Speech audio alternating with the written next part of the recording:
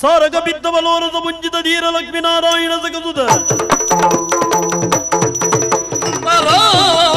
ಶಕ್ತಿ ಪೊರೆಯಿಮ್ಮ ಪರಮೇಶ್ವರಿ ವನದುರ್ಗ ಪರಮೇಶ್ವರಿ ಸೋದು ನೋಡಿದ ತನ್ನೀಗಿದವನು ಬಂದಳು ನಸುನಗೆ ಓಲಾಡಿ ಓಲಾಡಿ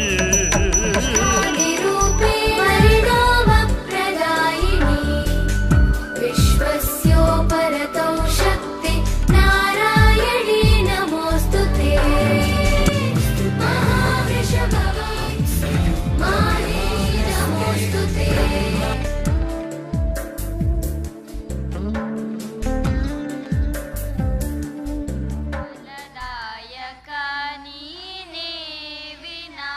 ಈ ಸಂದರ್ಭದಲ್ಲಿ ಈ ಧಾರ್ಮಿಕ ಸಭೆಯ ಅಧ್ಯಕ್ಷತೆಯನ್ನು ವಹಿಸಿರುವಂತಹ ಡಾಕ್ಟರ್ ರಂಜನ್ ಆರ್ ಶೆಟ್ಟಿ ಗೌರವಾಧ್ಯಕ್ಷರು, ಜೀರ್ಣೋದ್ಧಾರ ಸಮಿತಿ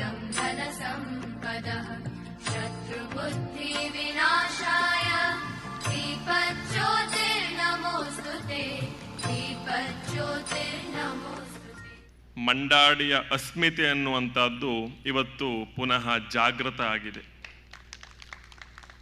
ಅದು ಇರಲಿಲ್ಲ ಅಂತಲ್ಲ, ಅದಕ್ಕೆ ಒಂದಿಷ್ಟು ಕಾಲ ಗ್ರಹಣ ಬಡ್ದಿತ್ತಷ್ಟೆ. ಆ ಗ್ರಹಣ ಕಳೆದು ಪುನಃ ಆ ಅಸ್ಮಿತೆ ಅನ್ನುವಂಥದ್ದು ಪುನಃ ಜಾಗೃತವಾಗಿದೆ. ಅದು ದೇವರ ಹೆಸರು ಅದೇ, ಧರ್ಮದ ಹೆಸರು ಅದೇ, ಸನಾತನ ಅಂತ. ಈಶ್ವರನ ಅಷ್ಟೋತ್ತರ ಹೇಳುವಾಗ ನಾವು ಸನಾತನಾಯ ನಮಃ ಅಂತ ಹೇಳುತ್ತೇವೆ. ನಮ್ಮ ಧರ್ಮದ ಹೆಸರು ಸನಾತನ, ದೇವರ ಹೆಸರು ಸನಾತನ. ಸನಾತನ ಶಬ್ದಕ್ಕೆ ನಾಶ ಇಲ್ಲದೆ ಇದ್ದದ್ದು ಅಂತ ಅರ್ಥ. ಯಾವುದಕ್ಕೆ ಆದಿಯೂ ಇಲ್ಲ, ಯಾವುದಕ್ಕೆ ಅಂತ್ಯವೂ ಇಲ್ಲ, ಸ್ಟಾರ್ಟಿಂಗೂ ಇಲ್ಲ, ಎಂಡಿಂಗೂ ಇಲ್ಲ. ಅದಕ್ಕೆ ಸನಾತನ ಅಂತ ಹೆಸರು ಸಂಸ್ಕೃತದಲ್ಲಿ. ಹಾಗೆ ದೇವರಿಗೂ ಅದೇ ಹೆಸರು ಸನಾತನ, ಧರ್ಮಕ್ಕೂ ಅದೇ ಹೆಸರು ಸನಾತನ. ದೇವರ ನಾಶ ಆಯಿತು ಅಂತಲ್ಲ, ದೇವಸ್ಥಾನ ನಾಶ ಆಯಿತು ಅಂತ ಇರ್ತದೆ ಕೆಲವು ಕಡೆ. ದೇವ್ರ ನಾಶ ಆಯ್ತು ಅಂತಿಲ್ಲ. ದೇವರ ನಾಶ ಆಗುವುದಾದರೆ ಚಿಂತನೆಯಲ್ಲಿ ನಮ್ಗಿಲ್ಲಿ ಯಾವುದೋ ಒಂದು ಶಕ್ತಿ ಇದೆ ಅಂತೆಲ್ಲ ಕಾಣ್ಲಿಕ್ಕೆ ಬರುವುದಿಲ್ಲ. ಹಾಗಾಗಿ ದೇವಸ್ಥಾನ ನಾಶ ಆಗ್ಬೋದು, ನಾವು ಕಟ್ಟಿರ್ತಕ್ಕಂಥ ವ್ಯವಸ್ಥೆಗಳ ನಾಶ ಆಗ್ಬೋದು. ಹಾಗಾಗಿ ದೇವರೂ ಸನಾತನ, ನಮ್ಮ ಧರ್ಮವೂ ಸನಾತನ, ಎರಡೂ ನಾಶ ಆಗುವುದಿಲ್ಲ. ಕಾಲ ಕಾಲ ಬಂದಾಗ ಅದು ಪುನಃ ಪುನಃ ಜಾಗೃತ ಆಗುತ್ತೆ. ತಂದೆಯ ಒಂದು ಆ ಕನಸನ್ನ, ಆ ವೇದಿಕೆಗೆ ಅವ್ರ ಹೆಸರಿಟ್ಟಿದ್ದಾರೆ, ಕನಸನ್ನು ನೆನಸು ಮಾಡಿದರ ಜೊತೆಗೆ ಈ ರಾಜದೇವತೆ ಇಲ್ಲಿ ರಾಜರಾಜೇಶ್ವರಿಯ ರೂಪದಲ್ಲಿ ವನದುರ್ಗಿಯನ್ನು ಕೂತಿದ್ದಾಳೆ.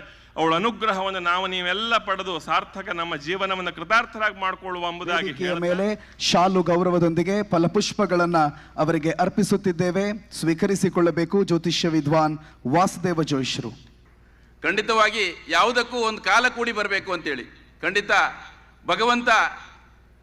ಭಗವಂತನ ಇಚ್ಛೆ ಇದ್ರೆ ಖಂಡಿತ ಯಾವುದೇ ಕಾರ್ಯ ನೆರವೇರ್ತದೆ ಅಂತ ಹೇಳುವುದಕ್ಕೆ ಈ ಒಂದು ಹುಂಬಾಡಿ ಮಂಡಾಡಿಯ ದುರ್ಗಾ ಪರಮೇಶ್ವರಿ ಕ್ಷೇತ್ರವೇ ಸಾಕ್ಷಿ. ಯಾಕಂತ ಹೇಳಿದ್ರೆ ಕೇವಲ 4 ತಿಂಗಳು 12 ದಿವಸದಲ್ಲಿ ಈ ಒಂದು ದೇವಸ್ಥಾನವನ್ನು ಕಟ್ಟಿದ್ದಾವೆ ಅಂತ ಹೇಳಿದರು. ಖಂಡಿತವಾಗಿ ಅದನ್ನು ಕಟ್ಟಬೇಕಾದ್ರೆ ಕಾಲ ಕೂಡಿ ಬರಬೇಕು ಅಂತ ಹೇಳಿದ್ರೆ, ಈಗಾಗಲೇ ನಾನು ಹತ್ತಿರದಲ್ಲಿ ಆದರ್ಶ ಶೆಟ್ಟಿ ಅವರು ಕೂತ್ಕೊಂಡಿದ್ರು. ಅದರಲ್ಲಿ ನಾನು ಹೇಳಿದೆ, ಹಣ ಇಟ್ಕೊಂಡು ಕೆಲಸ ಮಾಡಿದಲ್ಲ, ನಾವು ಕೇವಲ ಒಂದು 51 ಲಕ್ಷದಲ್ಲಿ ಹಿಡ್ಕೊಂಡು ಕೂತಿದ್ದೇವೆ. ನಂತರ ನಾನೊಂದು 35 ಲಕ್ಷ ಹಾಕಿದ್ದೆ, ಆಮೇಲೆ ಬಾಂಬೆಯಿಂದ ಒಂದು 65 ಲಕ್ಷ ಕಲೆಕ್ಷನ್ ಮಾಡಿ ಕೊಟ್ಟಿದ್ದೇನೆ ಅಂತೇಳಿ ಅವರು ಒಬ್ರು ಹೇಳಿದರು. ಹಾಗೆ ಇಡೀ ಮಂಡಾಡಿಯ ಹೋರವರ ಮನೆ ಕುಟುಂಬಸ್ಥರು, ಹಾಗೆ ಮಂಡಾಡಿಯ ಎಲ್ಲ ಗ್ರಾಮಸ್ಥರು ಪ್ರತಿಯೊಬ್ಬರು ಈ ಒಂದು ದೇವಸ್ಥಾನಕ್ಕೆ ಹಣದ ವ್ಯವಸ್ಥೆಯನ್ನು ಮಾಡಿದ್ದಾರೆ. ದುರ್ಗಾ ಪರಮೇಶ್ವರಿ ಖಂಡಿತ ಇಡೀ ಮಂಡಾಡಿ ಹೋರವರ ಮನೆ ಕುಟುಂಬಸ್ಥರಿಗೂ ಹಾಗೂ ಇಡೀ ಗ್ರಾಮಸ್ಥರಿಗೆ ಖಂಡಿತ ಆಯುರಾರೋಗ್ಯ ಐಶ್ವರ್ಯ ಕೊಟ್ಟು ಖಂಡಿತ ಏಳಿಗೆಯನ್ನು ಕೊಡ್ತಾರೆ ಅಂತ ಹೇಳಿ ಈ ಸಂದರ್ಭದಲ್ಲಿ ತಿಳಿಸ್ತಾ, ಬಹಳ ಸಂತೋಷ.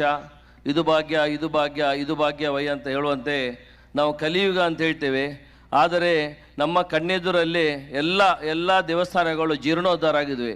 ಖಂಡಿತ ಇದು ಬಹಳ ಸಂತೋಷ. ಕೇವಲ ಇಲ್ಲಿ ಒಂದು ದೇವಸ್ಥಾನ ಅಲ್ಲ, ಎಲ್ಲ ಭಾಗದಲ್ಲೂ ನಮ್ಮ ಕಾಲಘಟ್ಟದಲ್ಲಿ ಆಗ್ತದೆ ಅಂತ ಹೇಳಿಕೆ ನಮಗೆ ಬಹಳ ಸಂತೋಷವಾಗ್ತದೆ. ಯಾಕಂದರೆ ಮನುಷ್ಯನ ಒಂದು ಸ್ವಲ್ಪ ನಾವೊಂದು ವಿಸಿಟರ್ ಆಗಿ ಈ ಒಂದು ಭೂಮಿಗೆ ಬಂದಿರ್ತೇವೆ. ದೇವರು ಮನುಷ್ಯನ ರೂಪದಲ್ಲಿ ದೇವರು ಅವಕಾಶ ಕೊಟ್ಟಿರ್ತಾನೆ. ಆ ದೇವಸ್ಥಾನ ಆ ಜೀವನವನ್ನು ಹೇಗೆ ಸಾರ್ಥಕ ಮಾಡಬೇಕನ್ನುವ ಭಾಳ ಒಂದು ಉತ್ತಮವಾದ ಜಾಗದಲ್ಲಿ ನಾವಿದ್ದೇವೆ. ಯಾಕಂದರೆ ನಾನು ಎಲ್ಲಿ ಸಹ ಹೋದಾಗ ಭಾಳ ಹೆಮ್ಮೆ ಮತ್ತು ಸಂತೋಷ ಎಂದು ಹೇಳೋದು, ನಮ್ಮ ದಕ್ಷಿಣ ಕನ್ನಡ ಉಡುಪಿ ಅಂದರೆ ಒಂದು ಭೂಲೋಕದ ಸ್ವರ್ಗ. ಮನುಷ್ಯನಿಗೆ ಬದುಕಲಿಗೆ ಇದರಿಗಿಂತ ಒಳ್ಳೆಯ ಜಾಗ ಈ ಜಗತ್ತಿನಲ್ಲಿ ಎಲ್ಲಿ ಸಹ ಇಲ್ಲ. ಅಂಥ ಜಾಗದಲ್ಲಿ ದೇವರು ನಮಗೆಲ್ಲ ಜನ್ಮ ಕೊಟ್ಟಿದ್ದಾನೆ. ಯಾವಾಗ ಮಳೆ, ಯಾವಾಗ ಬಿಸಿಲು, ಯಾವಾಗ ಚಳಿ ಬೇಕಂತ ದೇವ ನಿರ್ಮಿತವಾದ ಜಾಗ. ನಾವು ಬೇರೆ ರಾಷ್ಟ್ರಕ್ಕೆ ಹೋದ ಒಂದು ಕಡೆ -15 ಆದರೆ ಇನ್ನೊಂದು ಕಡೆ +40, ಎರಡೂ ಕಡೆ ಆರ್ಟಿಫಿಷಿಯಲ್ ಆಗಿ ಬದುಕಬೇಕು. ಅಂಥ ಜೀವನವನ್ನು ಹೇಗೆ ಸಾರ್ಥಕ ಮಾಡ್ಕೊಳ್ಬೇಕಂತ ಸಿರಿವಂತಿಗೆ ದೇವರು ಊರಲ್ಲಿ ಅವರವರಿಗೆ ಕೊಡ್ತಾ ಬರ್ತಾ ಇದ್ದಾರೆ. ಕೊಟ್ಟ ಸಿರಿವಂತಿಗೆಯನ್ನು ಎಲ್ಲಿ ತೋರಿಸ್ಬೇಕಂತ ಮೊದಲಾಗಿ ದೇವಸ್ಥಾನ, ಅದರ ಜೊತೆಗೆ ನಮ್ಮ ಊರಿನ ಶಾಲೆಯಲ್ಲಿ ಆ ಸಿರಿವಂತಿಗೆಯನ್ನು ತೋರಿಸಿದರೆ ಖಂಡಿತ ಮುಂದಿನ ಪೀಳಿಗೆಗೆ ಅದೊಂದು ಒಳ್ಳೆಯ ಮಾರ್ಗದರ್ಶನ ಆಗ್ತದೆ ಅಂತ ಹೇಳುತ್ತಾ, ಖಂಡಿತ ನಮ್ಮ ಮಿತ್ರರಾದ ರಂಜನ್ ಶೆಟ್ಟರು ವೈದ್ಯೋ ನಾರಾಯಣ ಎನ್ನುವ ಹಾಗೆ ಅವರ ಕರ್ತವ್ಯವನ್ನು ಎಷ್ಟು ಒಳ್ಳೆಯ ರೀತಿಯಲ್ಲಿ ಮಾಡ್ತಾ ಇದ್ದಾರೆ ಅಂದರೆ, ಇಡೀ ನಮ್ಮ ಜಿಲ್ಲೆಗೆ ಒಂದು ಆದರ್ಶರಾಗಿ ಒಂದು ಡಾಕ್ಟರ್ ಆಗಿ ಸೇವೆ ಮಾಡ್ತಿರುವವರು ಒಂದು ಭಾಗದಲ್ಲಿ ಆದರೆ, ಇನ್ನೊಂದು ಸೈಡಿಂದ ಧಾರ್ಮಿಕ ಪ್ರಜ್ಞೆಯೊಂದಿಗೆ ಇವತ್ತು ದೇವಸ್ಥಾನ ಆಗಬೇಕಂತ ತಂದೆ ಸಂಕಲ್ಪ ಇತ್ತು, ಅದನ್ನು ಈಡೇರಿಸುವ ಕೆಲಸವನ್ನು ದೇವರು ಅವರ ಕೈಯಲ್ಲಿ ಮಾಡಿಸಿದ್ದಾರೆ. ಖಂಡಿತ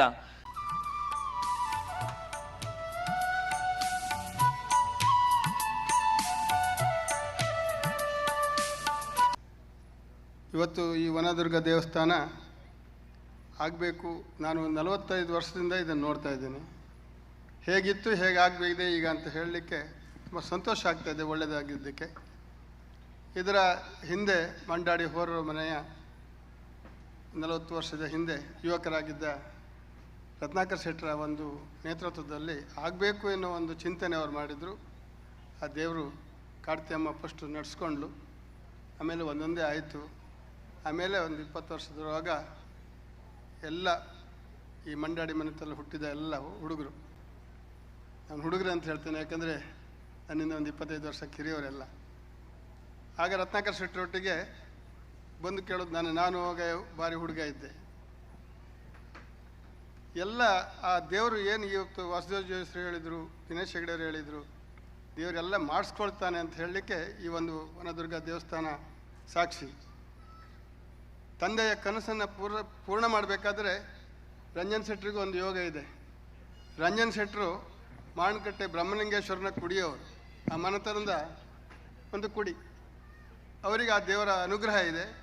ಅವ್ರ ತಂದೆ ಮನೆ, ಅವರ ಪ್ರಾಯದವ್ರನ್ನೇ ಸೇರಿಸ್ಕೊಂಡು ಇವತ್ತು ಅವರ ಹುಟ್ಟುವಾಗ ಏನಿದ್ರು ಅವರ ಹುಟ್ಟಿದ ಮಗನಾಗಿ ಆ ಕುಟುಂಬದವರೆಲ್ಲ ಅವರೊಟ್ಟಿಗೆ ಸೇರಿಕೊಂಡು ಇವತ್ತು ಇಷ್ಟು ಒಂದು ಅದ್ಧೂರಿಯಾಗಿ ಇಷ್ಟೊಂದು ವಿಜೃಂಭಣೆಯಿಂದ ಈ ದೇವಸ್ಥಾನ ಮಾಡಿದ್ದಾರೆ. ಪ್ರೀತಿಯ ನಮಸ್ಕಾರಗಳು.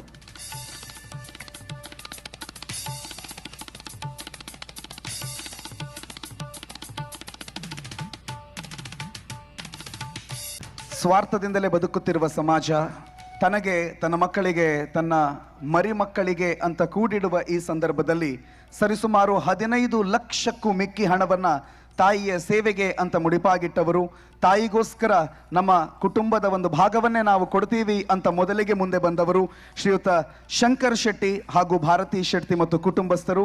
ಅವರಿಗೆ ಈ ವೇದಿಕೆಯ ಗೌರವವನ್ನು ವನದುರ್ಗ ಪರಮೇಶ್ವರಿಯ ಸಮ್ಮುಖದಲ್ಲಿ ಈ ವೇದಿಕೆಯಲ್ಲಿ ಕೊಡಮಾಡ್ತಾ ಇದ್ದೇವೆ. ಗಟ್ಟಿ ಚಪ್ಪಾಳೆಯ ಗೌರವವನ್ನ ನೆರೆದಿರುವ ತಾವೆಲ್ಲರೂ ಕೊಡಮಾಡಬೇಕಾಗಿ ತಮ್ಮಲ್ಲಿ ಕೇಳಿಕೊಳ್ತಾ ಇದ್ದೇನೆ. ದೇವಿಯ ಸಂಕಲ್ಪದೊಂದಿಗೆ, ಈ ಮಹಾದಾನಿಗಳ ಕೊಡುಗೆಯೊಂದಿಗೆ ಈ ದೇಗುಲವನ್ನು ನಾವು ನಿರ್ಮಿಸಿದ್ದೇವೆ.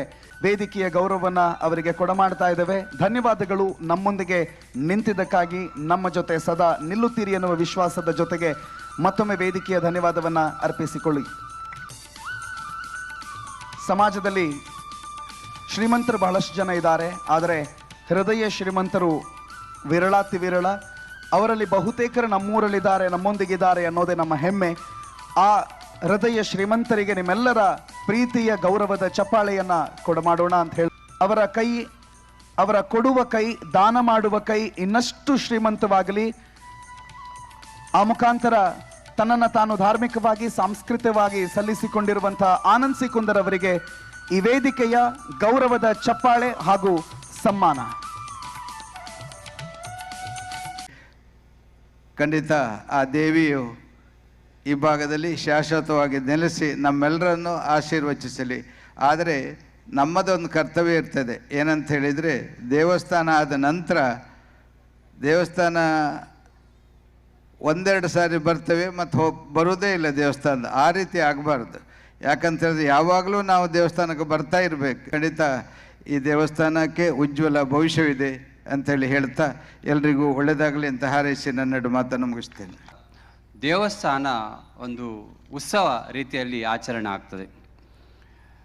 ದೇವಿಯ ಉತ್ಸವ ಅಂತ ಹೇಳಿದರೆ ಅದು ನಾವು ಮನುಷ್ಯರು ಉತ್ಸವ ಪ್ರಿಯರು. ಈಗ ನಮ್ಮ ಪಾಣರು ದುರ್ಗಾ ಅಂತ ಕರಿತಿದ್ವಿ ನಾವು ಸಣ್ಣದಿರುವಾಗ. ಈಗ ಅದನ್ನು ನಾಗ, ಕಾಂತಾರ ಪಿಕ್ಚರಲ್ಲಿ ನೋಡಿದ ನಾಗ ಹಾಡ್ತಾರಲ್ಲ, ಅವರು ಆ ಕಥೆಯನ್ನು ಹೇಳ್ತಾರೆ. ನಮ್ಮ ಪಾಣರ ಆಟದಲ್ಲಿಯೂ ಆ ಕಥೆಯನ್ನು ಬರ್ತಾ ಇರ್ತದೆ. ಇಲ್ಲಿಯ ದೇವಿಯ ಕಾರ್ತಿಯಮ್ಮಂದು ಅನ್ನೋದು ಇಲ್ಲಿ ಮಂಡಾಡಿ ಹೋರ್ ಫ್ಯಾಮಿಲಿಯ ಕತೆ ಪಾಣರಾಟದಲ್ಲಿ ಕೇಳ್ತಾ ಇರ್ತೇವೆ. ದೇವಸ್ಥಾನದ ಸಮಾಜದ ಇಡೀ ಸಮಾಜದ 4 ಕಂಬಗಳಲ್ಲಿ ಒಂದು ದೇವಾಲಯ, ಒಂದು ನ್ಯಾಯಾಲಯ, ಇನ್ನೊಂದು ವಿದ್ಯಾಲಯ, ಮತ್ತೊಂದು ದೇವಾಲಯ, ಇನ್ನೊಂದು ಔಷಧಾಲಯ. ಈ 4 ಆಲಯಗಳು ಸಮಾಜದಲ್ಲಿ ಗಟ್ಟಿಯಾಗಿರಬೇಕು. ಗಟ್ಟಿಯಾಗಿದ್ದಾಗ ಮಾತ್ರ ಸಮಾಜ ಉದ್ಧಾರ ಆಗುತ್ತದೆ, ಸಮಾಜ ಸರಿದಾರಿಯಲ್ಲಿರ್ತದೆ, ಸಮಾಜ ಒಂದು ಒಳ್ಳೆ ಧರ್ಮದಲ್ಲಿರ್ತದೆ ಅಂತ ಹೇಳುವಂಥದ್ದು. ತಮಗೆ ಕರುಣಿಸಲಿ. ಜನಪ್ರತಿನಿಧಿಯಾಗಿ ಜನಸೇವೆಯನ್ನು ಮಾಡುವ ತಮ್ಮ ಒತ್ತಾಸೆಗೆ ದೇವಿ ಇನ್ನಷ್ಟು ಅನುಗ್ರಹಿಸಲಿ ಎನ್ನುವ ಪ್ರಾರ್ಥನೆಯನ್ನ ದೇವಿಯ ಪದತಲಕ್ಕೆ ನಾವು ಸಲ್ಲಿಸ್ತಾ ಇದ್ದೇವೆ. ಧನ್ಯವಾದಗಳು. ಶ್ರಮವನ್ನ ಸೇವೆ ರೂಪದಲ್ಲಿ ತಾಯಿಗೆ ಸಲ್ಲಿಸಿರುವ ಇವರಿಗೆ ನಮ್ಮೆಲ್ಲರ ಒಂದು 2 ಸೆಕೆಂಡ್ಗಳ ಪ್ರೀತಿಯ ಚಪ್ಪಾಳೆಯನ್ನು ಕೊಡೋಣ. ನಾವೆಲ್ಲ ಇವತ್ತು ಒಂದು ಸೇರಿದ್ದರೆ ಅದು ಇವರ ಶ್ರಮದಿಂದ ಅಂತ ಹೇಳಿದರೆ ತಪ್ಪಲ್ಲ. ಆ ಶ್ರಮಿಕರಿಗೆಲ್ಲರಿಗೂ ಕೂಡ ತಾಯಿ ಅಷ್ಟೈಶ್ವರ್ಯ ಭಾಗ್ಯವನ್ನು ಕೊಡಲಿ ಎನ್ನುವ ಪ್ರಾರ್ಥನೆಯನ್ನು ಸಲ್ಲಿಸಿಕೊಳ್ಳುತ್ತಾ ಈ ಸತ್ಕಾರ್ಯದಲ್ಲಿ ನಮ್ಮೊಂದಿಗೆ ನಿಂತು ನಮ್ಮ ಆಸೆ, ಇಚ್ಛೆ, ಸಂಕಲ್ಪವನ್ನು ಸಾಕಾರ ಮಾಡಿದ ತಮಗೆ ದೇವಳದ ವತಿಯಿಂದ, ವ್ಯವಸ್ಥಾಪನಾ ಸಮಿತಿಯ ವತಿಯಿಂದ, ಜೀರ್ಣೋದ್ಧಾರ ಸಮಿತಿಯ ವತಿಯಿಂದ ಕೋಟಿ ನಮಸ್ಕಾರ, ಧನ್ಯವಾದಗಳು. ಈ ದೇವಸ್ಥಾನವನ್ನು ಕಟ್ಟಿಸಿದ್ದು ಜೀರ್ಣೋದ್ಧಾರ ಸಮಿತಿಯವರಲ್ಲ, ಇದನ್ನು ಕಟ್ಟಿಸಿದ್ದು ಆ ದೇವಿ ಮಾತ್ರ ಅಂತ ಹೇಳ್ತಿದ್ರು. ಖಂಡಿತ ಅದು ಸತ್ಯ. 4 ತಿಂಗಳಲ್ಲಿ ನಾವು ಇದನ್ನು ಮಾಡಿದ್ದೀವ ಅಂತ ನಮಗೆ ಆಶ್ಚರ್ಯ ಆಗ್ತಾ ಇದೆ. ಖಂಡಿತ ನಮ್ಮಿಂದ ಸಾಧ್ಯ ಇಲ್ಲಿದ್ದು ಆ ದೇವಿಯ ಮಹಾತ್ಮೆಯಿಂದ ಮಾತ್ರ ಸಾಧ್ಯ ಅಂತ ನಮ್ಮೆಲ್ಲರ ಒಂದು ಅಭಿಪ್ರಾಯ ಅಂತ ನಿಮಗೆ ಹೇಳಿ ಬೆಳೆಸ್ತೇನೆ. ಇನ್ನೊಂದು ಮಾತು, ಕೊನೆಯ ಮಾತು, ಇದು ನನ್ನ ತಂದೆ ದಿವಂಗತ ರತ್ನಾಕರ್ ಶೆಟ್ಟರು ಕಂಡಂಥ ಕನಸು. ಈ ಕನಸನ್ನು ನನಸು ಮಾಡಿದವರು ಮಂಡಾಡಿ ಹೊರುವ ಮನೆತನದವರು, ಗ್ರಾಮಸ್ಥರು. ಭಾಳ ಒಂದು ಭಾವನಾತ್ಮಕವಾಗಿ ಮಾತಾಡ್ತಾ ಇದ್ದೀನಿ. ಅವ್ರು ಇದ್ದಿದ್ರೆ ಇವತ್ತು ಅವ್ರು ಖಂಡಿತ ಇದ್ದಾರೆ, ಇಲ್ಲೆಲ್ಲೋ ಇದ್ದಾರೆ ಅಂತ ನನ್ನ ಭಾವನೆ.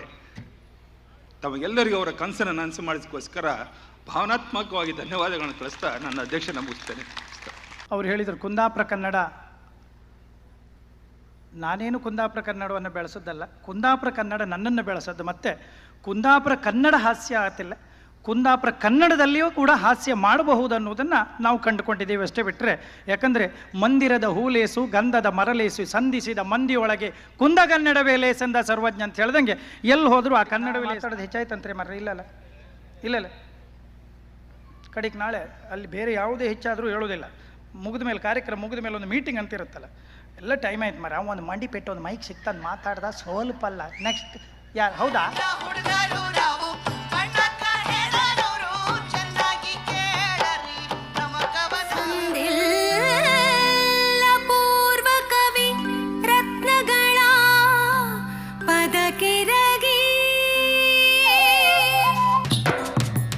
ಭಕ್ತಿ ಭಾವದಿ ಬನ್ನಿ ಮಣ್ಣಿಗೆ ಸೇರಿ ಕುಣಿಯುವ ಜಯ ಜಯ ದುರ್ಗೆ, ಜಯ ಜಯ ದುರ್ಗೆ.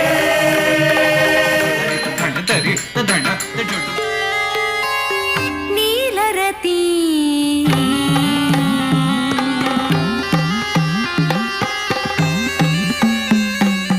ಅಲ್ಲಿ ಶಕ್ತಿಯಾಗಿ ನಾನಿರುವೆ, ಕೀರ್ತಿಯಾಗಿ ನೀವಿರುವಿರಿ. ದುಷ್ಟ ಶಿಕ್ಷೆ ಶಿಷ್ಟ ರಕ್ಷೆಗಿದು ನಾಂದಿಯಾಗಲಿ, ದುಷ್ಟ ಶಿಕ್ಷೆ ಶಿಷ್ಟ ರಕ್ಷೆಗಿದು ನಾಂದಿಯಾಗಲಿ. ಕೀರ್ತಿ ನಿಮ್ಮದು, ಶಕ್ತಿ ನನ್ನದು.